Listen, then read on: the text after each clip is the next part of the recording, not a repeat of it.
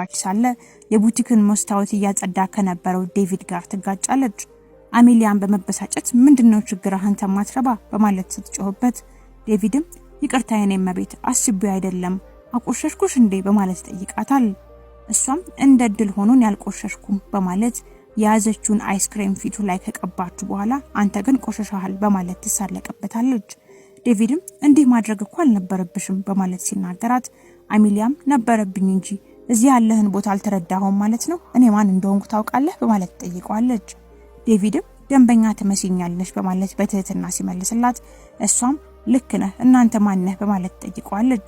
ዴቪድም ማን እንደሆነ ለማስረዳት ሲሞክር በማቋረጥ ተራ የጽዳት ሰራተኛ ነህ ከዚህ ልታልፍ አትችልም በማለት በንቀት ትናገራለች። ግራ የተጋባው ዴቪድም በድጋሚ ራሱን ለማስረዳት ቢሞክርም አሜሊያ ዝም ብለ ማጽዳትን ቀጥል እንዳንተ አይነት ማይረባ ሰው በትክክል ማድረግ የሚችለው ይሄን ብቻ ነው እንደዚህ አይነት ዝነኛ ቡቲክ እንዳንተ አይነት ሰውን እንዴት በሩ ላይ እንዲሆን እንደፈቀደ ማመን አልቻልኩም በማለት በንዴት ትናገራለች። ዴቪድም እንደምንም ንዴቱን በመዋጥ እሺ መቤት እባክሽን ግቢ በማለት መንገዱን ሲለቅላት እሷም ማን ያንተን ፍቃድ ጠየቀ በማለት ገፍትራው ታልፋለች። ወደ ቡቲኩም ስትገባ የቡቲኩ ሰራተኛ የሆነችው ሜሊሳ እንደምን ዋልሽ መቤት ምን ልርዳሽ በማለት ጠይቃታለች። አሜሊያም በመጀመሪያ የዚህን የተከበረ ቡቲክ ባለቤት የጽዳት ሰራተኛቸውን እንዲቀይሩ ማናገር ፈልጋለሁ ለምን ለነሱ የሚመጥን ሰው እንደማይቀጥሩ አላውቅም በማለት በንቀት ስትናገር ሜሊሳም የኔ መቤት ተሳስተሻል በማለት ልታስረዳት ትሞክራለች። አሜሊያን በማቋረጥ እሱ ማይረባና ቦታውን ማያቅ ሰው ነው አንቺም ልትከራከሪለት ፈልገሽ ነው በማለት ስትጠይቃት ሜሊሳም ዴቪድ ማንነቱን እንዳትናገር የሰጣተን ምልክት በመመልከት አይ ልከራከርሽ አይደለም ደንበኛ ሁሉ ጊዜም ትክክል ነው በማለት ትመልስላታለች። አሜሊያ በመጨረሻም አንድ ምክንያታዊ የሆነ ሰው አገኘው ለማንኛውም ይሄንን ቀሚስ ፈልጌ ነው የመጣሁት በማለት የያዘችውን ፎቶ ስታሳያት ይሄ የዲዛይነር ሉሲና ቀሚስ ነው በማለት ትናገራለች። አሜሊያም ልክ ነሽ በጣም ትልቅ የሆነ ግብዣ አለብኝ እናም በጣም ውብ ሆኜ መታየት ፈልጋለሁ በማለት ስትናገር ይሄንን ታውቂ እንደሆነ አላውቅም ግን ዲዛይነሯ ለአንድ ዲዛይን አንድ ቀሚስ ብቻ ነው የምታዘጋጀው በማለት የቀሚሱን ውድነት ልታስረዳት ትሞክራለች።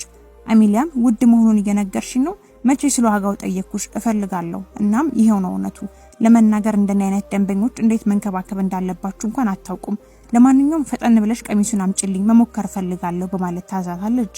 ቀሚሱንም በመሞከር ላይ ሳለች በጣም አምሮብሻል መቤት በማለት ታሞግሳት አሜሊያም ሁሉም ነገር ስለሚያምርብኝ ነው በማለት በኩራት ትናገራለች። ዴቪድም ወደ መለኪያው ክፍል እየገባ በጣም አምሮብሻል መቤት በማለት ሲያሞግሳት አሜሊያን በመናደድ በድጋሚ አንተ ነህ ለምንድነው እሱን መስታወት እያጸዳ ያለው ነው ይሄ እኮ መለኪያ ክፍል ነው ውጣ በማለት ትጮህበታለች። ዴቪድም እመቤት ከትልቅ ይቅርታ ጋር ስራዬ መስታወት ማጽዳት ብቻ አይደለም ግን ማንንም እዚህ ክፍል የመግባት መብት አለው እኮ በማለት ሊያስረዳት ሲሞክር አሜሊያ በጣም እያናደድከኝ ያለው ነፃነት ማግኘት ፈልጋለሁ ከመግባቴ በፊት መሞከር አለብኝ አንተ ማትወጣ ከሆነ እኔ ሄዳለሁ በማለት ትናገራለች። ዴቪድም ይቅርታ ጠይቋት ሲወጣ አሜሊያ ልብሱን መውሰድ ስለምትፈልግ እንድታሽግላት ሜሊሳን ጠይቃታለች። ሜሊሳም ይቅርታ መቤት አሁን ልብሱን መውሰድ አትችይም ማስተካከል ያለብን ነገሮች አሉ በማለት ስትናገር አሜሊያም እሺ መቼ ነው መጥቼ መውሰድ የምችለው በማለት ጠይቃታለች።